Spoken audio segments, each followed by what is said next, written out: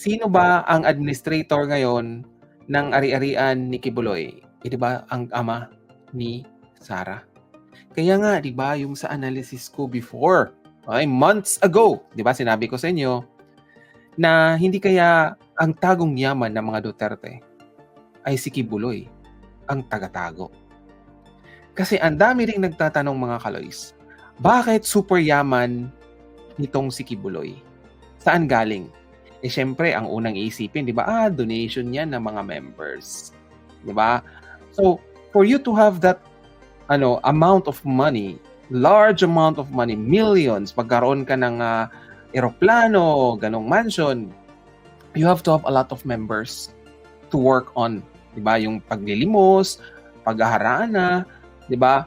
Yung paghaharana ng mga kaloys, confirm po yun mga kaloys kasi yung may close kaming relatives na ganun talaga, dating member ni Kibuloy na ganun talaga, nagkakaroling sila pag Christmas, tapos ibibigay dun kay Kibuloy. Okay? So, titingnan mo yung, ilan ba yung member niya na para makakuha ng ganitong laki ng amount na pera. Kasi yun yung source of income ng Kingdom of Jesus Christ. Right? Pero yun na nga, lumalaki ngayon ang probability na ito talagang si Kibuloy ay siya po talaga ang crony ni Duterte. Right? Yun yung analysis natin. Pero nadagdagan pa dahil nga sa sinabi ito si Sarah. So, di ba sabi ko nga sa inyo mga kaloys na para makakuha siya ng ganung kalaking amount, dapat ganun din karami ang kanyang members. Pero ang nangyari kasi mga kaloys, nung nag-imbestiga ang PNP, okay, kung ilan ba talaga ang member nitong si Kibuloy, ang nakita ng PNP is 8,000 lang. So kung 8,000 lang, okay, kung paniniwalaan talaga natin yung PNP, syempre nag-ano sila nagre-research sila, okay, nag-iimbestiga itong PNP. So sabi ni Kibuloy, 7 million daw talaga, more or less ang members niya. So kung hihingan ito si Kibuloy ng listahan ng members, dapat ma-provide niya. Otherwise, ang paniniwalaan natin yung PNP na 8,000. Okay? So para sa akin, yung 8,000 ay mas may katotohanan kasi nga nakikita nga natin even yung maisog rally na sinusuportahan ng member ni Kibuloy ay hindi talaga makakuha ng numbers of people na mag-rally, mag-people power. Wala. So, ibig sabihin nun, kung 8,000 lang, napaka-imposible na makakuha ng eroplano si Kibuloy. Sa offers lang ng 8,000 ha. Malalaman yan ng mga church leaders kung ilan lang ang kakayanin ng 8,000 makaproduce. Ano ba, mga billionaires ba yung 8,000? Mga millionaires na kunin mong 10% sa kanila ay yun talaga makukuha ni Kibuloy? I don't think so. Diba? Karamihan yan sa mga diba nagtatrabaho sa kanya, yung nag-garden, right? And iilan lang ba yung sa ibang bansa? Diba? Na mga members niya. So, 8,000. So, imposibleng maka-afford si Kibuloy ng eroplano kung 8,000 lang ang members niya. Imposible si Kibuloy makapagtayo ng malaking arena kung 8,000 lang. Okay? Yung members niya. So saan siya huhugot? Saan siya kukuha ng pera? Walang iba. Di ba? Dito. Okay? Papakita ko sa inyo mga kaloys. Okay? Kung hindi kayo naniniwala sa 8,000 ng sinabi ng PNP, i-requestan si Kibuloy. Di ba? Ilabas yung listahan ng 7 million para ma-verify naman ng PNP. Kahit sa PNP na lang niya ibigay. Di ba? Pero takot din siya ibigay yung mga listahan. Baka yun yung maging source, okay, ng ni Risa Hontiveros na magkaroon ng maraming witness against Kibuloy. Nagets yung mga kalas yung problema niya. So, sabi ni Steve, 7 million daw pero walang support sa Maisog Rally kahit 1 million. Kaya nga, di ba, questionable. So kung dito tayo sa 8,000, kung totoo talaga tong sinabi ng kung close sa katotohanan yung sinabi ng PNP, mahirap nga mag-produce yung 8,000 na members ng eroplano or kung ano-ano pa man. Di ba? So, saan galing yung source ng pera ni Kibuloy? Okay. Eto mga kalays. Kung naalala nyo, parati ko tong sinishare sa inyo. Okay?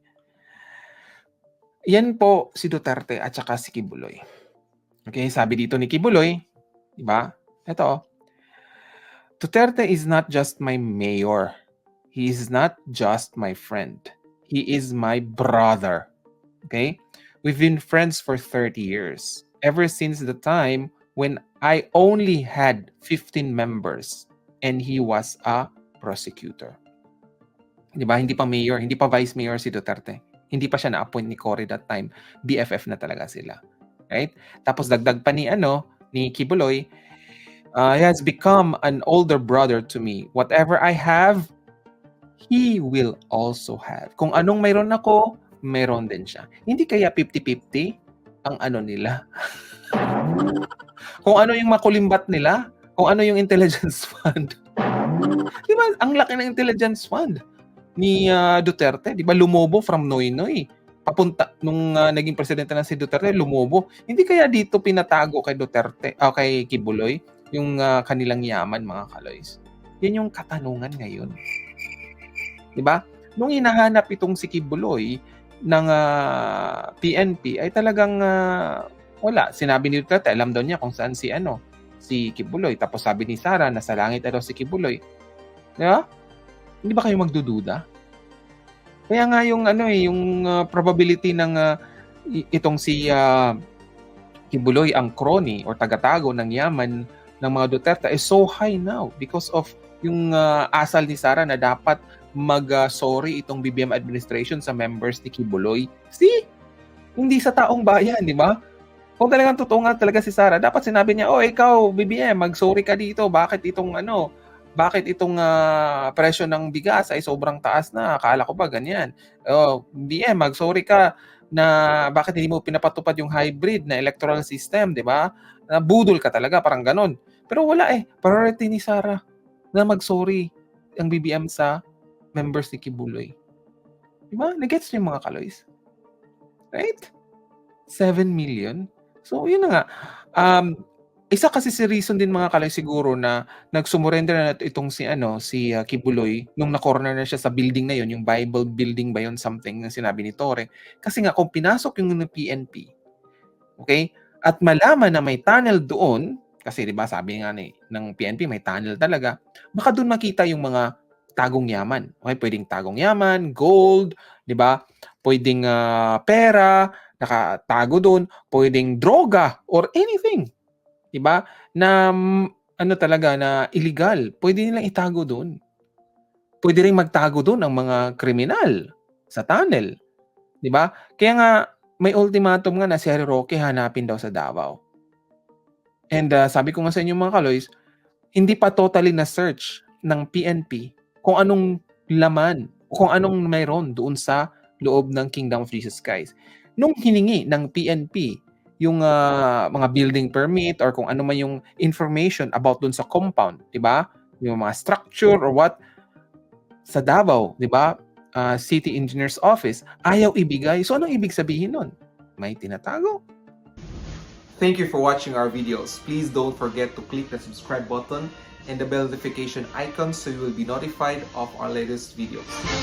And please do like and share all our videos. Maraming salamat po.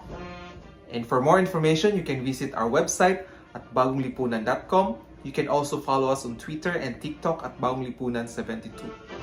And just a note, our Facebook page has been censored by the yellow fact checkers. That's why you can't see most of our posts on your news feeds. Let's make Philippines great again. Marcos pa rin.